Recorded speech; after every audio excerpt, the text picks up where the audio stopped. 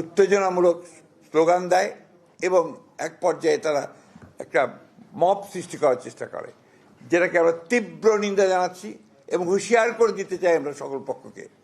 এই ধরনের আচরণ করতে গেলে বিএনপি বসে থাকবে না। ইনকিলাব পার্টির মঞ্চের সম্ভাব্য প্রার্থী তিনি গুলিবিদ্ধ হয়েছেন। এটা আমরা সাথে সাথে আমাদের ভারপ্রাপ্ত চেয়ারম্যান মহোদয় কন্ডেম করেছেন, পার্টির তরফ থেকে স্টেটমেন্ট দেওয়া হয়েছে, আমিও বলেছি।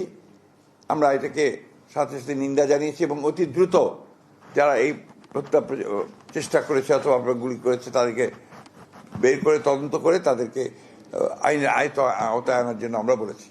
আমরা এই কথাও বলেছি যে ঘটনা থেকে প্রমাণিত হয় যে সমস্ত অপশক্তি এই দেশে নির্বাচনকে বানচাল করার জন্য, নির্বাচনটাকে যাতে না হয় তার সেই চেষ্টা করার জন্য যারা কাজ করছে তাদেরই একটা চক্রান্ত বলে আমরা এটাকে মনে করি। সেভাবে আমরা স্টেটমেন্টও দিয়েছি।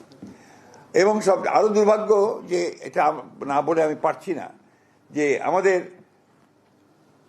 সিনিয়র একজন স্ট্যান্ডিং কমিটির সদস্য মির্জা আব্বাস সাহেব, তিনি দীর্ঘকালের একজন আমাদের এই বিএনপির আমাদের নেতা, তিনি নেতার ওই আসনে তিনি একজন প্রার্থী আমাদের।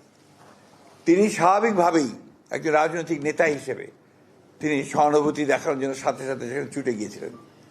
কিন্তু দুর্ভাগ্যক্রমে সেই দলের কিছু ব্যক্তি, কিছু সমর্থক, আরও কিছু আপনার চক্রান্তকারী তারা সেখানে সমবেত হয়ে উত্তেজনামূলক স্লোগান দেয় এবং এক পর্যায়ে তারা একটা মব সৃষ্টি করার চেষ্টা করে, যেটাকে আমরা তীব্র নিন্দা জানাচ্ছি এবং হুঁশিয়ার করে দিতে চাই আমরা সকল পক্ষকে। এই ধরনের আচরণ করতে গেলে বিএনপি বসে থাকবে না, বিএনপি তার জবাব সাথে সাথে দেবে। আমরা খুব পরিষ্কার করে বলতে চাই যে আমরা কোনো রকমের কোনো গোলযোগ চাই না, কোনো সন্ত্রাস চাই না, কিন্তু বিএনপির উপরে কোনো আঘাত আসলে বিএনপি কখনোই কিন্তু সেটাকে আপনার সহজভাবে নেবে না এবং তার কীভাবে জবাব দিতে হয় বিএনপি সেটা জানে।